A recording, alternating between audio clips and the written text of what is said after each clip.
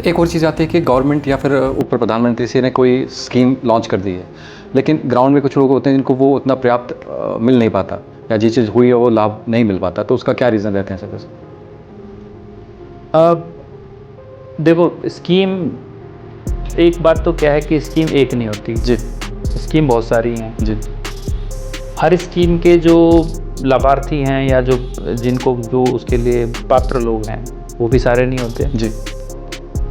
फिर जो लोग हैं जिनको वो स्कीम का लाभ मिलना है, उनका अपना नॉलेज लेवल या उनका अपना जो आसपास का जो जिस तरीके का माहौल है, कई बार वो बैरियर बनता है। एक चीज़ आती है सर, जैसे गाँव में कोई विलेज है या पंचायत है, वहाँ पे क्या होता है कि प्रधान कोई और है, या फिर आगे जो पर्सन बैठा है वो कोई और है, जिला परिषद कोई और किसी और पार्टी का है, लेकिन जो लाभार्थी है जिसको मिलना चाहिए वो उसको मिल नहीं रहा है, या जो एडमिनिस्ट्रेशन है वहाँ कहते हैं कि यार ये सेंटर की गवर्नमेंट का स्कीम है या स्टेट का है, तो वो जो गैप रहता है तो वो उसके लिए किसान पिस रहा है। लेकिन बहुत से दिक्कतें भी हैं, जैसे लोकल लोगों को भी वो चीज़ सामना करना पड़ रहा है कि प्राइस इतना ज़्यादा बढ़ जाता है किसी चीज़ का, जैसे मान लो रूम रेंट है वो भी बढ़ गए हैं, और टूरिज़्म का है, पानी का दिक्कत है, या केवल इलेक्ट्रिसिटी का दिक्कत है, या फिर आप रोड की बात करें तो रोडों का अभी खुदाई लगा होता है बार बार थोड़ी देर, तो वो जो लोकल पीपल भी वहाँ पे पिस रहा है, तो उसको कैसे देखते हैं सर आप? जो ये वाली जो आप बात कर रहे हैं, इनफैक्ट सरकार का भी आप देखोगे, प्रदेश सरकार भी, आपने माननीय मुख्यमंत्री जी को भी काफ़ी बार सुना होगा, तो माननीय मुख्यमंत्री जी भी हर बार कहते हैं कि जी हमें गुणवत्ता पर फोकस करना है, क्वालिटी पर फोकस करना, जो एग्जैक्टली तो आपका प्रश्न था। अभी एक और चीज़ देखते हैं कि गवर्नमेंट स्कूल के साथ साथ प्राइवेट स्कूल का जो अभी हाल है, जैसे मान लीजिए इनका एजुकेशन इतनी महंगी है, या और साथ में क्या है कि स्कूल्स का अपना ही सिस्टम है कि यार बुक्स भी यहीं से लेनी है, सारा कुछ यहीं से करना है, तो उस चीज़ को आप कैसे देखते हैं कि बच्चे को पढ़ाई चाहिए, या वो जो सारी एक्टिविटीज़ हैं कि पेरेंट्स जो है वो एजुकेशन पे इतने ज़्यादा लगा दे रहा है? जो मान लीजिए 200 की चीज़ है या 2000 की लगा के वही चीज़ दे रहे हैं स्कूल वाले, अगर ऐसा कुछ? ये भी गुणवत्ता का एक कंपोनेंट है, और आपने देखा होगा कि एजुकेशन बोर्ड की तरफ से भी एक नोटिफिकेशन हुआ है जिसमें हमने ये कहा है कि उस स्कूल की एफिलिएशन हम बंद कर देंगे जिस स्कूल में अगर उसने किताबें बाहर से ली। तो बड़ा ब्रॉडर सेंस में देखोगे तो शिक्षा सिर्फ विविध बुक को पढ़ लिया और आप शिक्षित हो गए, ऐसा नहीं है। आपको एक अच्छा नागरिक भी बनना है, आपको अपने परिवेश की जानकारी भी होनी चाहिए, आपके जो बच्चे, आपका जो स्वास्थ्य है, बच्चे का स्वास्थ्य है, वो स्वास्थ्य भी बहुत दुरुस्त होना चाहिए। तो सारे कंपोनेंट्स को हम इंटीग्रेटेड अप्रोच में देखेंगे, तभी मुझे लगता है हम शिक्षा के जो असली जो आयाम है उसको अचीव कर पाएंगे। सर जैसे अभी यूथ की बात करूँ तो यूथ अभी नशे की तरफ जा रहा है, तो उसको एम्प्लॉयमेंट की तरफ कैसे किया जा सकता है, या फिर जो नशे से बचाया दूर रखा जा सकता है, ऐसा कुछ? जैसे भी चिट्टा वगैरह कितने केसेस आ रहे हैं सर। यूथ को जो नशे वाली बात है उससे दूर रखने के लिए मैं समझता हूँ कि एक तो जो एम्प्लॉयमेंट है वो ऑप्शन है ही है। नेचुरल सी बात है कि अगर जो व्यक्ति काम करेगा वो इस तरीके की गतिविधियों में कम इन्वॉल्व होगा। करप्शन एक केस आता है कि मान लीजिए या फिर करप्शन हो गया, या फिर कई बार होता है कि ऑफिसर काम ही नहीं कर रहा सामने वाला, या फिर बोलते हैं कि टाल रहे हैं कि यार इसको ये वाला कागज़ दिया, ये वाला कागज़ दिया, तो वो जो एक सामान्य किसी भी नागरिक को दिक्कत होती है, या फिर ये वाला क्राइटेरिया पूरा करो, ये वाला क्राइटेरिया करो, कहीं ना कहीं वो रिश्वत की तरफ जा रहे हैं, या फिर पैसे देंगे या कुछ करेंगे तभी मैं काम करूँगा, तो उस चीज़ को कैसे ठीक किया जा सकता है, कैसे बचा जा सकता है? इसमें देखो, कोई भी स्कीम होती है, उस स्कीम के अंदर जो जागरूक नागरिक है वो वाली बात है कि नेचुरली कोई भी स्कीम होगी उसमें कागज़ लगते हैं, तो कई बार ऐसा होता है कि जेन्युइनली उस कागज़ की आवश्यकता होती है, लेकिन जो लाभार्थी उसको लगता है कि पता नहीं कागज़ मुझसे क्यों मांग रहा है।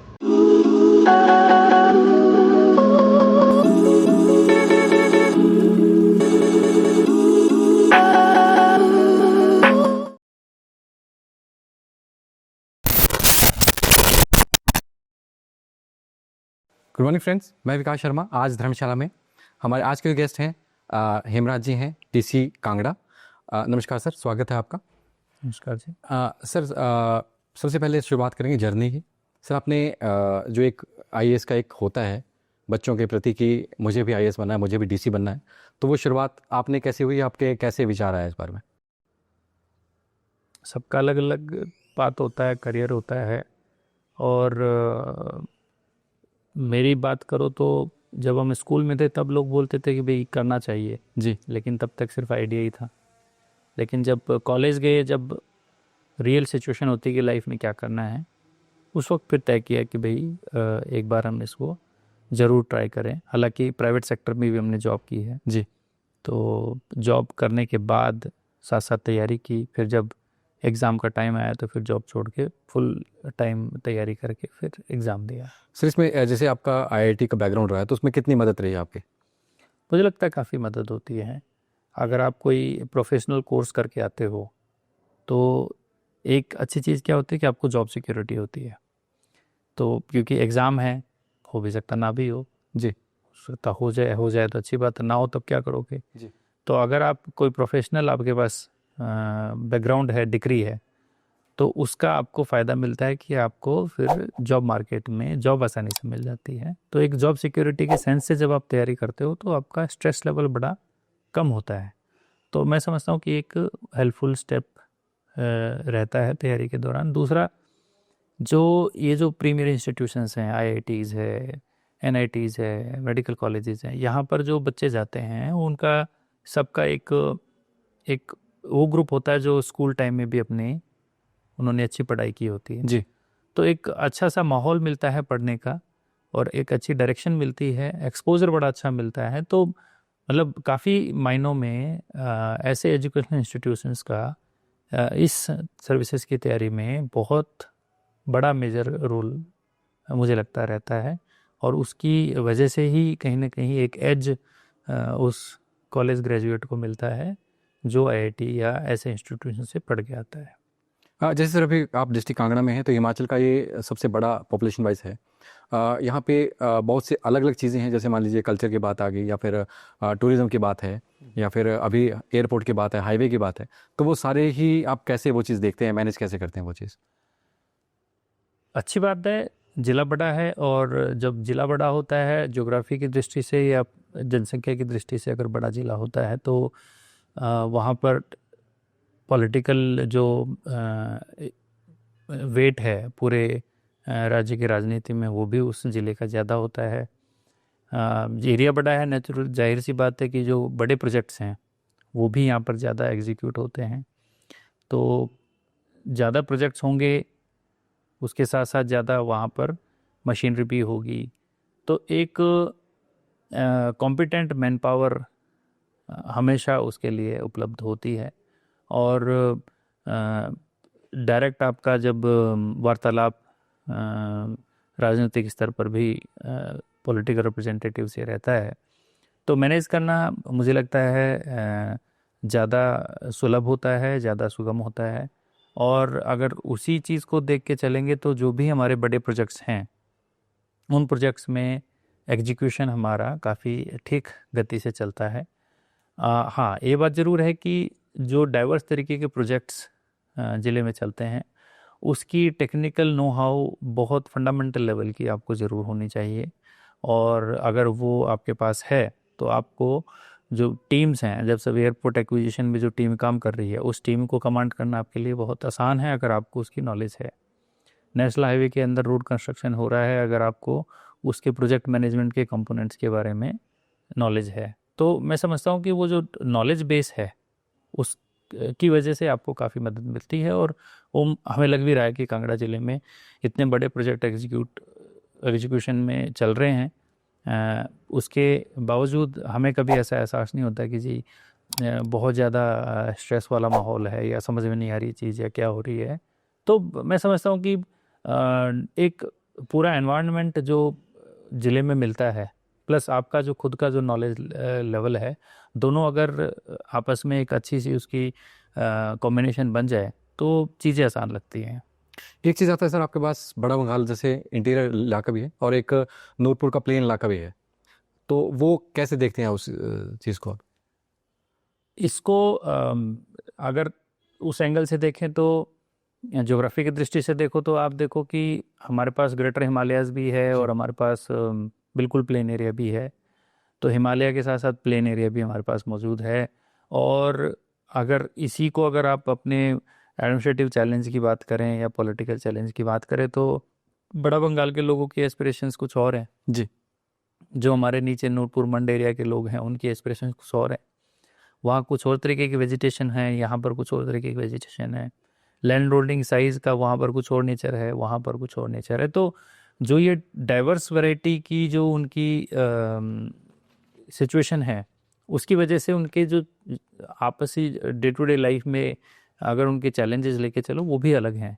तो दोनों के लिए ही आपका नज़रिया आपको डिफरेंट रखना पड़ता है, और वो एट टाइम्स आपको एक्टिवली उस चीज़ का ध्यान रखना पड़ता है कि ये समस्या इस एरिया की तो इसका समाधान इस तरीके से होगा, अगर ये उस एरिया की समस्या है तो उसका समाधान उस तरीके से होगा। तो वो एक एक्टिवली उस चीज़ की नॉलेज, उस चीज़ का एक एहसास ज़रूरी रखना पड़ता है कि उस समस्या का समाधान ज़रूर निकल कर आए। इसके लिए आवश्यक है कि वहाँ की जो परिस्थिति है उसको बेहतर तरीके से समझ के आगे बढ़ें। सर, एक और चीज़ आती है कि गवर्नमेंट या फिर ऊपर प्रधानमंत्री से ने कोई स्कीम लॉन्च कर दी है, लेकिन ग्राउंड में कुछ लोग होते हैं जिनको वो उतना पर्याप्त मिल नहीं पाता, या जो चीज़ हुई है वो लाभ नहीं मिल पाता, तो उसका क्या रीज़न रहते हैं सर वैसे? अब देखो, स्कीम, एक बात तो क्या है कि स्कीम एक नहीं होती जी स्कीम बहुत सारी हैं। जी हर स्कीम के जो लाभार्थी हैं या जो जिनको जो उसके लिए पात्र लोग हैं वो भी सारे नहीं होते। जी फिर जो लोग हैं जिनको वो स्कीम का लाभ मिलना है, उनका अपना नॉलेज लेवल या उनका अपना जो आसपास का जो जिस तरीके का माहौल है, कई बार वो बैरियर बनता है कि उनको जानकारी नहीं होती उस चीज़ की। कई बार स्कीमें जो बहुत सारी हैं उनमें से जो पॉलिटिकल पुश है वो कुछ ही स्कीमों को होता, बाकी स्कीमों को नहीं होता। सारी स्कीमों के लिए पॉलिटिकल पुश पॉसिबल भी नहीं होता कई बार।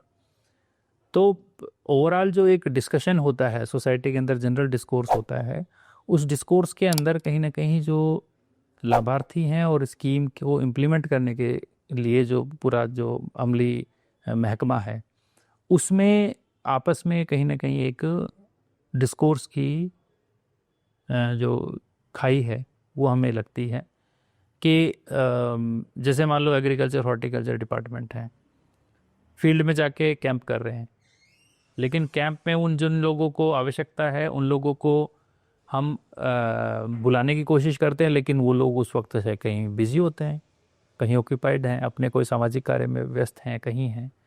तो वो जिस स्कीम का लाभ बताने वहाँ पर फील्ड में जाते हैं, उन लोगों को पता नहीं चलता ऐसी वो स्कीम है।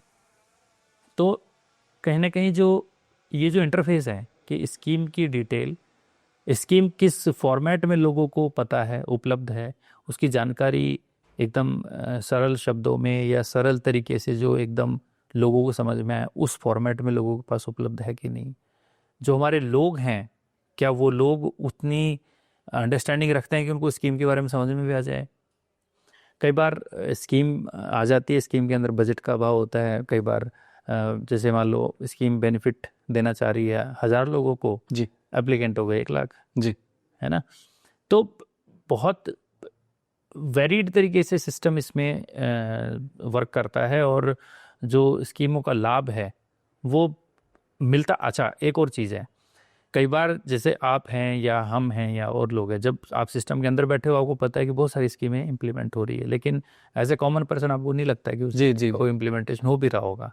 जैसे आप अगर महिला बाल विकास की बात करें जी तो हमारी बेटी अनमोल योजना है, हमारी मदर टेरेसा योजना है, हमारी काफ़ी सारी ऐसी स्कीम हैं जिनका लाभ फील्ड में लोगों को मिलता है, और वो मिल रहा है।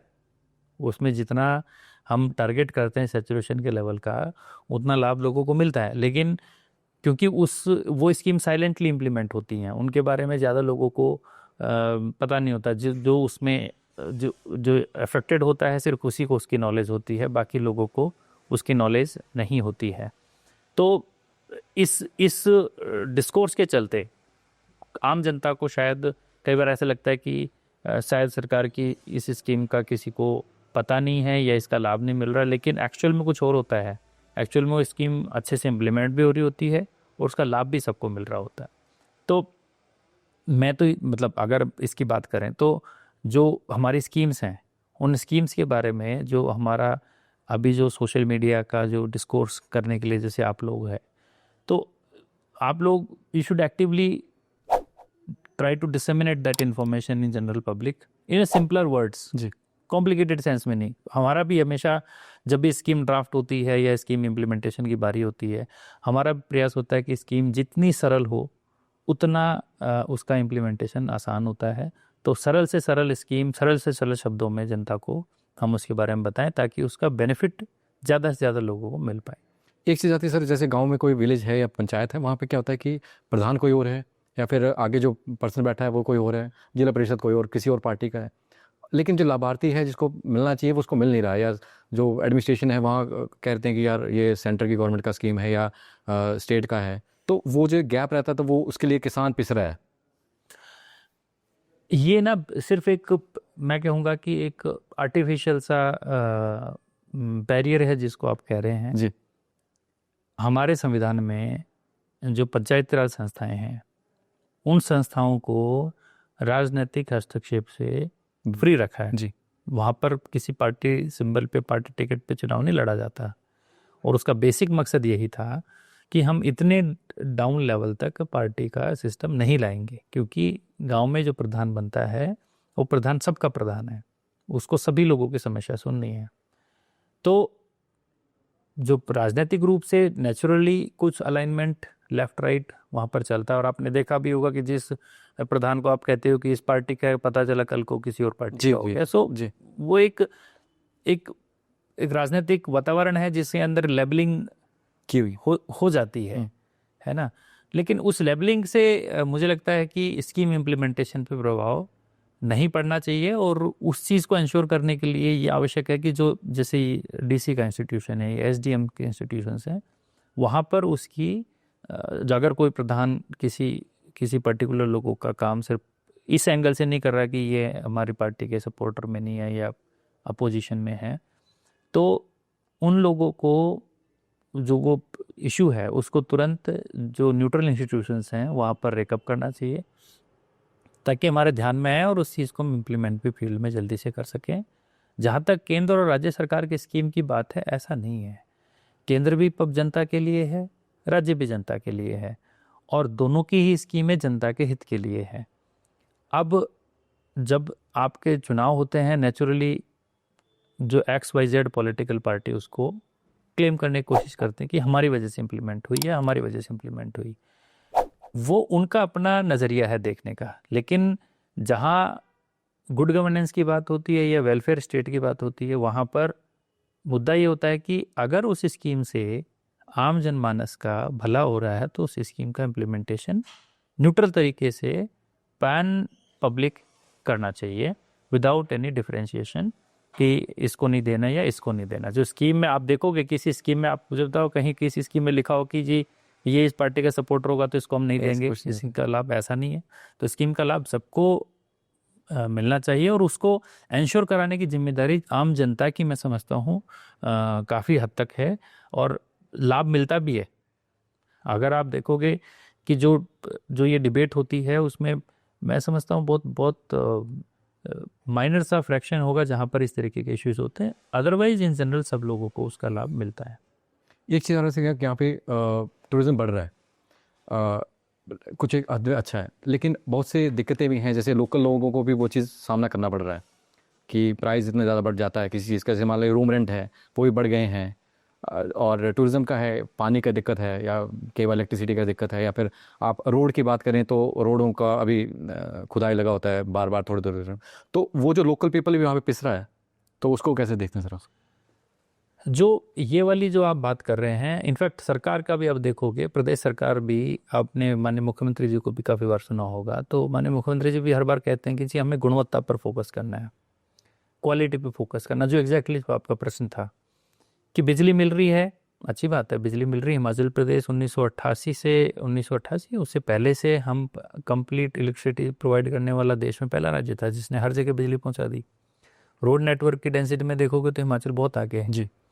पानी की सप्लाई की बात करोगे तो हमारे गांव में लोगों के पास, जो लोगों के नेचुरल सोर्स तो हैं ही अपने पानी के, लेकिन हमारे जो जल शक्ति विभाग की जो स्कीमें हैं वो भी वहाँ पर अवेलेबल है।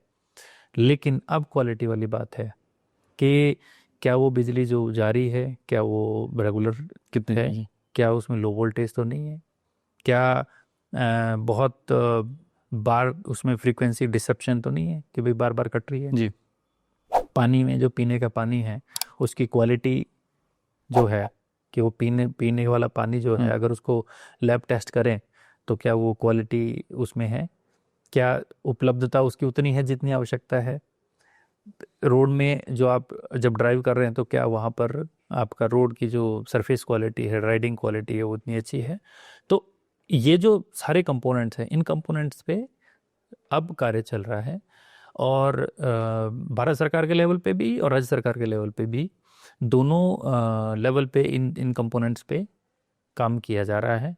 और आपको आगे आने वाले समय में जो क्वालिटी है इस पर पुश भी मिलेगा सरकार की तरफ से भी और प्रशासनिक स्तर पर भी क्वालिटी में आपको ज़रूर उसमें पुश मिलेगा। और नेचुरल सी बात है कि हमारा हिमाचल प्रदेश है जहाँ पर टूरिज़्म एक महत्वपूर्ण अंग है लोगों की आर्थिकी का, वहाँ पर क्वालिटी और ज़्यादा मैटर करती है। और क्योंकि बाहर से जो कोई विजिट करने आता है उसको अगर इन चीज़ों में इशू मिलता है तो वो एक अच्छा इंप्रेशन लेके यहाँ से नहीं जाता है।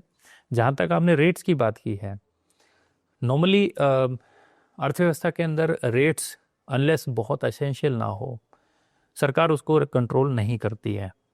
ओपन मार्केट में जो ओपन मार्केट का सिस्टम है उस हिसाब से सिस्टम चलता है। एसेंशियल कमोडिटी में सरकार करती है, सरकार आपके गेहूं का रेट या खाने के आइटम्स का रेट कंट्रोल करती है। लेकिन सरकार ये जो रूम का रेट है और इन सबको बहुत ज़्यादा रेगुलेट करने का सरकार की मंशा भी नहीं होती, क्योंकि एक ही कमरा है, एक होटल वाला उसको 10,000 का भी दे सकता है, एक होटल वाला उसको 2,000 में भी दे सकता है। और डिपेंड करता है किसी की क्वालिटी सर्विस कैसी है। और इसके लिए जो रेटिंग सिस्टम है, जो 5 स्टार है, 4 स्टार है, 3 स्टार है, अलग अलग आपकी ऐप्स हैं जिनसे बुकिंग करते हो वो भी स्टार रेटिंग करती हैं। तो फीडबैक मैकेनिज्म जो है, आई थिंक वो एक ओपन सिस्टम रहना भी आवश्यक है जहाँ पर फ्रीली लोग तय कर सके कि भाई उस वो जो भी सर्विस है उस सर्विस के दाम क्या हो। हाँ, कहीं पर स्काई रॉकेटिंग हो और किसी आपदा जैसी स्थिति में किसी जगह का किसी गलत मकसद से अगर उसमें फ़ायदा उठाया जा रहा हो तो वहाँ पर हम उसमें कार्रवाई करते भी हैं और अगर कोई शिकायत आएगी तो हम उसमें एक्शन भी लेंगे। एक चीज़ आती है सर, हिमाचल एजुकेशन में अच्छा रहा है और अभी एक और चीज़ देखते हैं कि गवर्नमेंट स्कूल के साथ साथ प्राइवेट स्कूल का जो अभी हाल है, जैसे मान लीजिए इनका एजुकेशन इतनी महंगी है या और साथ में क्या है कि स्कूल्स का अपना ही सिस्टम है कि यार बुक्स भी यहीं से लेनी है, सारा कुछ यहीं से करना है। तो उस चीज़ को आप कैसे देखते हैं कि बच्चे को पढ़ाई चाहिए या वो जो सारी एक्टिविटीज़ हैं कि पेरेंट्स जो है वो एजुकेशन पे इतने ज़्यादा लगा दे रहा है? जो मान लीजिए 200 की चीज़ है या 2,000 के लगा के वही चीज़ दे रहे हैं स्कूल वाले, अगर ऐसा कुछ है तो ये भी गुणवत्ता का एक कंपोनेंट है। और आपने देखा होगा कि एजुकेशन बोर्ड की तरफ से भी एक नोटिफिकेशन हुआ है जिसमें हमने ये कहा है कि उस स्कूल की एफिलिएशन हम बंद कर देंगे जिस स्कूल में अगर उसने किताबें बाहर से ली, क्योंकि अगर वो हमसे एफिलिएटेड है तो जो हम बुक प्रेस्क्राइब कर रहे हैं, हम सिलेबस प्रेस्क्राइब कर रहे हैं, उसको वो स्कूल अडॉप्ट करें। और ये उसी दिशा में एक कदम है कि पेरेंट्स के ऊपर इसका बोझ कम पड़े। जहाँ तक सरकारी स्कूलों की बात कर रहे हैं तो सरकारी स्कूल्स में भी सरकार का एक अभी बड़ा मेजर पुश चला हुआ है कि हम जो स्कूल जिनमें अच्छा स्ट्रेंथ है, बच्चों की स्ट्रेंथ अच्छी है, उन स्कूलों पे फोकस करेंगे, उनको सुधारेंगे। जिनमें कम स्ट्रेंथ है वहाँ पर कारण ढूंढेंगे क्यों है। अगर हो सकता है कि स्कूल के अंदर स्ट्रेंथ इतनी कम हो कि उसको चलाने की आवश्यकता नहीं है। आपने देखा होगा कि काफ़ी स्कूल सरकार के द्वारा बंद किए जा रहे हैं। जो एनरोलमेंट जहाँ कम है एंड वो कम सिर्फ इसलिए है कि वहाँ पर टीचर की कमी है तो वहाँ पर सरकार टीचर भी उपलब्ध कराएगी। तो कोई इसको ऐसे जब जैसे आप नेचुरली जब डिस्कोर्स होता है तो होता है कि सरकार स्कूल बंद कर रही है, बट वो सरकार एक कैलिब्रेटेड अप्रोच से डिसीजन इसमें लेती है कि हमने किन स्कूलों को बंद करना है, किन को चलाना है। ऐसा नहीं कि जिनमें कम एनरोलमेंट है सबको बंद करना है, कम एनरोलमेंट के कारण ढूंढने हैं। अगर कारण ऐसा, जैसे कई स्कूलों में कम एनरोलमेंट का कारण क्या है कि 1-1 किलोमीटर की रेंज में स्कूल खुल गई। भाई एक स्कूल आपकी सरकारी स्कूल इस जगह है और 2 किलोमीटर पे दूसरी सीनियर सेकेंडरी स्कूल है जिसका आज की डेट में मुझे लगता है कोई औचित्य नहीं। जी जी। तो ऐसे स्कूल अगर उसमें आप कुछ भी कर लो, कितना भी जोर लगा लो, उस स्कूल के अंदर स्ट्रेंथ बढ़ नहीं सकती। तो ऐसे में सरकार का नेचुरल उसमें होगा कि हम एक स्कूल को मजबूत करें और दूसरे स्कूल को किसी और चाहे उसको प्राइमरी में कन्वर्ट कर दो या कुछ और उसका यूटिलाइजेशन कर लो, ताकि रिसोर्स का ऑप्टिमम यूटिलाइजेशन भी हो और जो क्वालिटी है वो भी सामने निकल कर आए। तो एक तो ये पार्ट है। दूसरा, सरकारी स्कूलों में जो एक सुविधा की जो बात है, हमारे पास भवनों का इशू नहीं है, बिल्डिंग्स हमारी सरकारी स्कूलों की अच्छी है। आप अगर देखेंगे सरकारी स्कूलों की बिल्डिंग्स तो बहुत अच्छी आपको बिल्डिंग्स देखने को मिलेगी। जो बच्चे हैं उन बच्चों के लिए भी सरकार ने अब देखा कि जो यूनिफॉर्म है, यूनिफॉर्म में बदलाव किया। एक लैंग्वेज वाली बात है कि सभी पेरेंट्स को लगता है कि हमारे स्कूलों में अंग्रेजी की शिक्षा शुरू करनी चाहिए, वो भी सरकार ने शुरू की है। जो मिड डे मील वहाँ पर मिलता है, मिड डे मील के अंदर पौष्टिक आहार अलग से कंपोनेंट उन्होंने शुरू किया, क्योंकि स्कूल में एजुकेशन सिर्फ किताब पढ़ना एजुकेशन नहीं है। एक बड़ा ब्रॉडर सेंस में देखोगे तो शिक्षा सिर्फ कि बुक को पढ़ लिया और आप शिक्षित हो गए, ऐसा नहीं है। आपको एक अच्छा नागरिक भी बनना है, आपको अपने परिवेश की जानकारी भी होनी चाहिए, आपके जो बच्चे, आपका जो स्वास्थ्य है, बच्चे का स्वास्थ्य है, वो स्वास्थ्य भी बहुत दुरुस्त होना चाहिए। तो सारे कंपोनेंट्स को हम इंटीग्रेटेड अप्रोच में देखेंगे, तभी मुझे लगता है हम शिक्षा के जो असली जो आयाम है उसको अचीव कर पाएंगे। और जैसे Rajiv Gandhi day boarding school है, कॉन्सेप्ट है, काफ़ी जगह स्कूल बन भी रही है। जो स्कूल बन के आएंगी तो उन स्कूलों का भी कॉन्सेप्ट यही है कि आसपास के जो स्कूल हैं उनके बच्चे वहाँ पर हम शिफ्ट करेंगे और सुबह से शाम बच्चे को एजुकेशन, बाकी जो और को करिकुलर एक्टिविटीज़ उनके अंदर इंगेज करेंगे, ताकि सरकारी जो स्कूल हैं उनके अंदर भी जो एक नीड, फेल्ट नीड है पेरेंट्स की, उसको हम पूरा कर पाए। सर जैसे अभी यूथ की बात करूँ तो यूथ अभी नशे की तरफ जा रहा है, तो उसको एम्प्लॉयमेंट की तरफ कैसे किया जा सकता है, या फिर जो नशे से बचाया दूर रखा जा सकता है सब कुछ? जैसे भी चिट्टा वगैरह कितने केसेस आ रहे हैं सब। यूथ को जो नशे वाली बात है उससे दूर रखने के लिए मैं समझता हूँ कि एक तो जो एम्प्लॉयमेंट है वो ऑप्शन है ही है। नेचुरल सी बात है कि अगर जो व्यक्ति काम करेगा वो इस तरीके की गतिविधियों में कम इन्वॉल्व होगा। दूसरा, स्पोर्ट्स फैसिलिटीज़ यूथ के लिए अच्छी खासी हो, ग्राउंड्स अवेलेबल हो हर जगह, गांव में, पंचायत में, जहाँ पर भी स्पेस अवेलेबल है वहाँ पर उसके पास खेलने का स्कोप हो। दूसरा, जो रोज़गार है, रोज़गार के अंदर सरकारी रोज़गार तो एक बात है, जो हमारा स्वरोजगार वाले ऑप्शंस हैं वो भी लोगों के लिए उपलब्ध हों। तो इस दिशा में सरकार प्रयास कर रही है। आप देखते भी होंगे सरकार इस दिशा में, और चाहे अलग अलग माध्यम से, चाहे रोज़गार मेला लगा के वो करते हैं, या फिर वो अपना जो स्कीम है, जैसे एक मुख्यमंत्री स्वावलंबन योजना है या राजीव गांधी स्टार्टअप योजना है जिसके अंदर ई टैक्सी सरकार लगा रही है, तो हिमाचल है। हाँ, सो ऐसी जो स्कीम्स हैं उन स्कीमों का एम यही है। और जब जो हमारा यूथ है जब इसकी तरफ आएगा, आगे बढ़ेगा और इनकी तरफ उनका झुकाव बढ़ेगा, तो ये जो डिमांड है उस पर भी कमी आएगी। प्लस जो सप्लाई साइड है उस पर क्रैकडाउन सरकार की तरफ से बड़ा हैवी चल रहा है, और लोग उसमें जो भी इन्वॉल्व हैं, खासकर जो किंग पिन हैं, जो बड़े सप्लायर हैं, उन पर खासा ध्यान है कि उनको हम नैब करें ताकि वो आगे इस चीज़ को फैला ना पाए। सर एक और चीज़ आती है, करप्शन एक केस आता है कि मान लीजिए या फिर करप्शन हो गया, या फिर कई बार होता है कि ऑफिसर काम ही नहीं कर रहा सामने वाला, या फिर बोलते हैं कि टाल रहे हैं कि यार इसको ये वाला कागज़ दिया, ये वाला कागज़ दिया। तो वो जो एक सामान्य किसी भी नागरिक को दिक्कत होती है, या फिर ये वाला क्राइटेरिया पूरा करो, ये वाला क्राइटेरिया करो, कहीं ना कहीं वो रिश्वत की तरफ जा रहे हैं, या फिर पैसे देंगे या कुछ करेंगे तभी मैं काम करूँगा। तो उस चीज़ को कैसे ठीक किया जा सकता है, कैसे बचा जा सकता है? इसमें देखो, कोई भी स्कीम होती है, उसी स्कीम के अंदर जो जागरूक नागरिक है वो वाली बात है कि नेचुरली कोई भी स्कीम होगी उसमें कागज़ लगते हैं। तो कई बार ऐसा होता है कि जेन्युइनली उस कागज़ की आवश्यकता होती है, लेकिन जो लाभार्थी उसको लगता है कि पता नहीं कागज़ मुझसे क्यों मांग रहा है, और उसकी वजह होती है कि उस लाभार्थी को पता नहीं कि इस कागज़ की आवश्यकता है भी या नहीं है। तो एक तो नॉलेज गैप इसके अंदर होता है। दूसरा, हमारा सभी आप देखोगे कि डिजिटल टेक्नोलॉजी का इस्तेमाल करके सरकार ने धीरे धीरे जितनी भी सर्विसेज थी उन सर्विसेज को डिजिटलाइज किया है कि आपके लोकमित्र केंद्र हैं, वहाँ पर किसी को मतलब ऐसा नहीं कि किसी ऑफिस में चक्कर काटने की आवश्यकता है, वो अपना लोकमित्र केंद्र पर जाएगा, अपना जो भी सर्विस है उसके लिए अप्लाई करेगा, और एक पब्लिक सर्विस गारंटी एक्ट के माध्यम से उसकी समय सीमा तय की है कि भाई इतने समय में वो सेवा देनी है।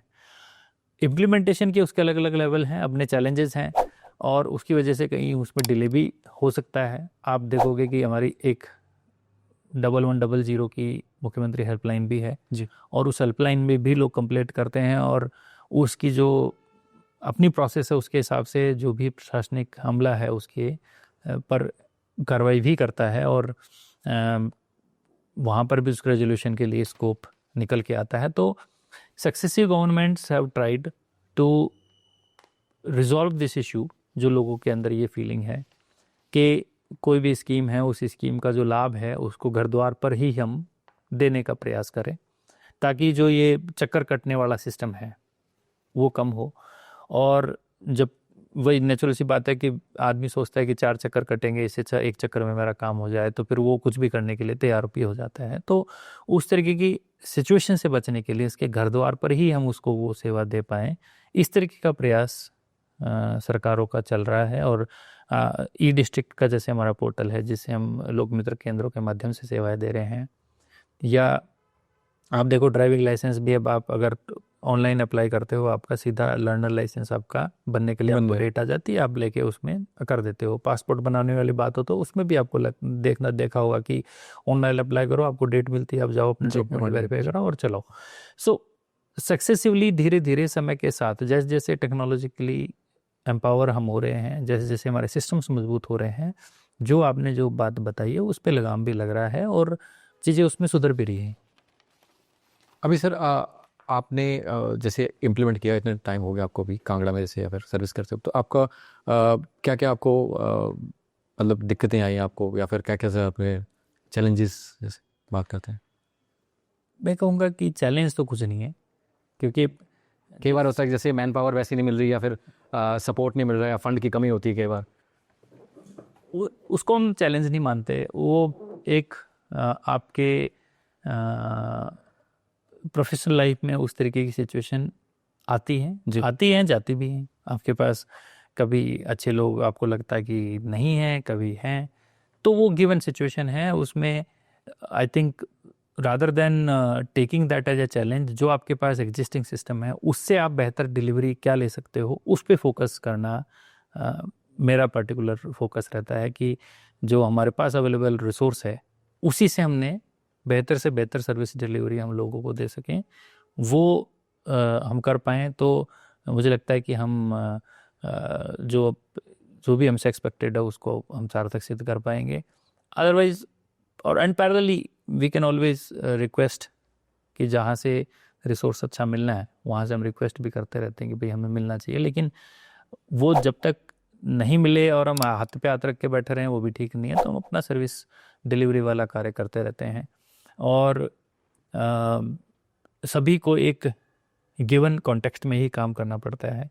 तो ऐसा नहीं कि आपके पास अनलिमिटेड रिसोर्सेज होंगे, चाहे पैसे की बात करो चाहे एचआर की बात करो, तो रिसोर्सेज सभी जितना मिल जाए उतना लिमिटेड होता है। सो बेटर उसमें यही कोर्स मुझे लगता है हमेशा कि जो भी है उसमें हम बेहतर सर्विस डिलीवरी करें एंड उसको मैक्सिमाइज करने का प्रयास हमारा रहे, तो उतना मेरे हिसाब से प्रशासनिक दृष्टि से काफ़ी। सर आपकी एक में बहुत अच्छी बात लगती है कि आप ऑफिस में वैसे ही हैं, मतलब एक्टिव हैं, और प्लस ग्राउंड में उतने एक्टिव हैं कि आप दूर दराज के एरिया में भी आप पहुँचे होते हैं। तो वो मैनेज कैसे करते हैं कि क्या मतलब काम को कैसे मैनेज करते हैं, वर्क लाइफ बैलेंस इसको कहते हैं?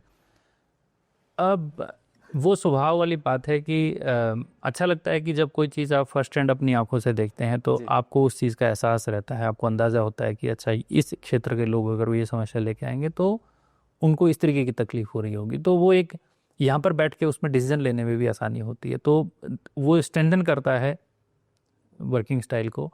तो मे बी मतलब जो इफ़ेक्टिवनेस यहाँ पूरे दिन बैठ के आनी थी और उसी को अगर मैं ब्रेक कर लूँ कि आधे दिन यहाँ बैठो और आधे दिन आप फील्ड में चले जाओ, तो वो आधे दिन की इफ़ेक्टिवनेस उस पूरे दिन के बैठने से ज़्यादा अच्छी होगी और ज़्यादा इफ़ेक्टिव होगी लोगों की दृष्टि से, लोगों के समस्याओं के समाधान की दृष्टि से। तो वो एक अच्छा पर्सपेक्टिव उसके अंदर मिलता है कि दोनों फील्ड में मूवमेंट और ऑफिस में बैठना दोनों एक कंटिन्यूस प्रोसेस है और वो साथ साथ एक दूसरे को पॉजिटिव फीडबैक लूप में काम करते रहना चाहिए उसको। ताकि वो हमेशा जो रियल सिचुएशन है उससे आप एकदम अप टू डेट रहते हैं। तो वो ठीक है, मतलब मुझे लगता है कि वो हेल्प ही करता है। ऐसा नहीं कि यहाँ का काम फिर बहुत ज़्यादा बढ़ जाता है, ऐसा नहीं होता। हो सकता है जब जब फील्ड में कई बार मूव करते हैं तो उन लोगों को यहाँ आने की ज़रूरत नहीं पड़ती, उन लोगों की वहीं पे प्रॉब्लम सॉर्ट आउट हो जाती है। सो उन लोगों के लिए भी अच्छा, हमारे लिए भी अच्छा है। सर आप जैसे किसी ने अगर मतलब कोई प्रॉब्लम हो तो वो कैसे अपना सोल्यूशन कर सकता है, या कैसे उसको डिपार्टमेंटली, या कैसे क्या प्रोसेस रहता है अगर कुछ भी? आप अगर देखेंगे कि पब्लिक की अगर जहाँ तक जनरल समस्याओं की बात करें, धीरे धीरे हम पंचायती राज संस्थाओं को मजबूत करने की दिशा में आगे बढ़ रहे हैं। तो लोगों की जो ग्रीवांसेस हैं या जो सेवाएं हैं, वो जो ना घर द्वार पहुंचाने वाली बात। सर कई बार होता है सड़क नहीं है, लाइट नहीं आती, या सुन नहीं रहा आगे डिपार्टमेंट की बात। तो हर डिपार्टमेंट का अपना एक ग्रीवांस चैनल है। बिजली बोर्ड का अपना एक ग्रीवांस हेल्पलाइन है, आपका पीडब्ल्यूडी का है, उनका भी अपना एक सिस्टम है, सबका अपना अपना सिस्टम है। हमारे तक सिचुएशन आती है जब वो चीज़ एस्केलेट होती कि जब वहाँ पर वो रिड्रेसल नहीं होता, यहाँ पर पहुँचती है। तो मतलब मैं हमेशा एडवाइस यही करता हूँ लोगों को कि भाई सबसे पहले जो आपके पास इमीडिएटली जिसके पास आप पहुँच सकते हैं, आप वहाँ जाइए। वहाँ समाधान नहीं होता है तब आप यहाँ पर अप्रोच करिए, ताकि एक वो वाली मशीनरी भी एक्टिव होगी, ये भी एक्टिव होगी, दोनों एक्टिव होगी, और वो जो भी उसकी समस्या है उसका निपटारा ठीक हो सकता है। और एक ये कंटिन्यूस प्रोसेस है। जो हिमाचल प्रदेश में जिस तरीके की ग्रीवांसेस हैं, मैं मतलब हम देखते हैं इस चीज़ को लेकर कि हमारे लोगों की ग्रीवांसेस का नेचर ये है कि हमारी रोड ठीक नहीं है, हमारी बिजली ठीक नहीं है, या हमारा पानी ठीक नहीं है। एंड जब बैकग्राउंड में जब उसकी स्टडी करते हैं तो हमेशा ही निकल के आता है कि हमारे पास धन की आवश्यकता है। तो हमारी जितनी भी ग्रीवांसेस हैं, उन सारी ग्रीवांसेस में हर जगह हमें धन का कंपोनेंट बहुत ज़्यादा आवश्यक होता है। और कई बार धन जो है आपके पास लिमिटेड है, तो वो जो ग्रीवांस है, उस ग्रीवांस में से आप सारी ग्रीवांस को एड्रेस भी नहीं कर पाते हो, और वो कंटिन्यूसली उसकी ग्रीवांस चलती रहती है। इसमें मेरी एडवाइस लोगों को होती है कि ग्रीवांस में आप फर्क समझो। किसी का पक्का मकान है और उसके घर पहाड़ी प्रदेश है, लैंडस्लाइड होती है, और उसके आंगन के आगे लैंडस्लाइड हो गई, वो बोलता है कि जी मेरे घर का डंगा सरकार लगाएगी। तो एक अच्छा एक एक्सपेक्टेशन जनता की ये मुझे लगता नहीं है कि उसकी ज़मीन है लेकिन वो उम्मीद करता है कि सरकार इसको प्रोटेक्ट करे। तो वो एक ठीक सिस्टम मुझे लगता नहीं है। एक जिम्मेदार नागरिक होने के नाते हर उसका कर्तव्य बनता है कि अगर उसकी अपनी ज़मीन है और वो साधन संपन्न है, कर सकता है, तो उसको खुद ही उस कार्य को करना चाहिए। ऐसी सूरत में कि वो खुद बेचारा गरीब है, उसकी बस की नहीं है, तब वो पंचायत को अप्रोच करे, है ना। पंचायत के पास अगर धन की उपलब्धता नहीं है तब फिर हमारे पास अप्रोच करे। मैं समझता हूँ एक ये ठीक तरीका है जिसके तरीके से उस लिमिटेड फाइनेंशियल रिसोर्सेज में मैक्सिमम लोगों की, ज़रूरतमंद लोगों की मदद कर सकते हैं। तो अगर इस तरीके से सिस्टम चलता है तो पूरे ज़िले के लिए, सभी जिला वासियों के लिए मुझे लगता है वो एक विन विन सिचुएशन मुझे लगता है बन के निकलती है। एक और चीज़ सर कि इस चेयर पे पॉलिटिकल प्रेशर कितना होता है? जैसे मान लीजिए आप इतना बड़ा स्टेट संभाल रहे हैं, आपके पास फंड भी ठीक ठाक होते हैं कि यार मेरा वाला काम करवा दे, मेरा काम करवा दे, तो वो रहता है, ऐसा कुछ होता नहीं? मैं अपने लगता है ऐसा कुछ है कि मतलब आपको मतलब ऐसा लगता हो कि मतलब, या फिर कई बार होता है कि यार अभी स्मार्ट सिटी का पैसा है, या उसका पैसा है, एडीबी बैंक का है, या उसका है, मतलब अलग अलग तरह से अलग अलग पैसा आ रहा हो, तो कई बार होता है कि यार अपने बंदे के लिए काम करना है, टेंडर निकला है, तो वो नहीं होता है ऐसा कुछ? नहीं। और सरकार में आपको बताऊँ, बहुत सारी चीज़ें बहुत स्ट्रीमलाइंड होती हैं, ओके, है ना। जब बड़े बिग टिकट प्रोजेक्ट्स आते हैं, उनका नॉर्मली सीधा जो है जो विभाग है, जो हमारे मिनिस्टर्स होते हैं, सेक्रेटरीज हैं, डायरेक्टर्स हैं, उनके माध्यम से उनका चैनलाइजेशन होता है। उसमें हम इन्वॉल्व तभी होते हैं जब कोई इशू आता है, या लैंड रिलेटेड कोई इशू है, या वहाँ पर लोकल कोई लॉजिस्टिक्स का इशू है, तभी हम इसमें इन्वॉल्व होते हैं। और वो मुझे लगता है ठीक सिस्टम है, क्योंकि हर चीज़ यहाँ आएगी तो नेचुरली वो प्रेशर बढ़ता है। तो हम जो हैं बहुत उसको पॉलिटिकल मनूवरिंग जो होती है वो हमारी बहुत उतने लेवल की होती है जितनी एक्सपेक्टेड है, उससे ज़्यादा नहीं। और मुझे लगता है कि वो एक राजनीतिक सिस्टम में हम जी रहे हैं, लोकतंत्र में जी रहे हैं, तो वो आवश्यक कंपोनेंट भी होता है, क्योंकि जो पावर में आते हैं उनको जो भी कार्य कराना है वो अपने तरीके से कराना होता है। वो जो भी काम वो है जनता के बेनिफिट का, उससे अल्टीमेटली बेनिफिट पब्लिक का ही होना है, लेकिन उसको किस तरीके से करना है उसमें कहीं ना कहीं लोकतंत्र के चुने हुए प्रतिनिधियों का से होना आवश्यक है जनता का भरोसा रखने के लिए। क्योंकि एक्सपेक्टेशन पब्लिक की मानी जाती है कि लोकतंत्र के चुने हुए प्रतिनिधियों के माध्यम से पूरी हो, वो ज़्यादा इफेक्टिव और ज़्यादा ठीक होती है, लोगों का भरोसा उससे ज़्यादा ठीक होता है। हमारा काम होता है कि उसका लाभ एंड यूज़र तक, जो स्कीम बनी थी उस तक वो लाभ पहुँचे, उसको मैक्सिमाइज करने का प्रयास हमारा हो, ये हम इंश्योर करने का प्रयास करते हैं। सर ज़्यादा वक्त लेते हुए आप लास्ट में कुछ मैसेज देना चाहें? मैं यही कहूँगा कि जो लोग हमारे जितने भी प्रदेश के ज़िले के हमारे लोग हैं, अपनी जो जिम्मेदारी है उसको भी समझें, और जहाँ जेन्युइन ग्रीवांस वाली सिचुएशन है उसको हमारे ध्यान में लाएं।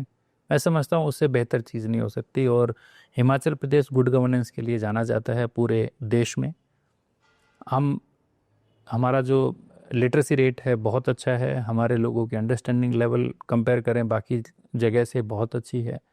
तो हम और बेहतर प्रदेश के रूप में बनकर उभर सकते हैं, चाहे स्वास्थ्य का क्षेत्र है, शिक्षा का क्षेत्र है, पर्यटन का क्षेत्र है। सब में हम लोग जैसे जैसे हमारे ऊंचे पहाड़ हैं वैसे ही हमारी स्थिति भी हो सकती है अगर हम पर जिम्मेदारी को निभाते हुए आगे बढ़ें और जो सिस्टम्स हैं उनका इफ़ेक्टिव इस्तेमाल करें आम जनता की भलाई के लिए।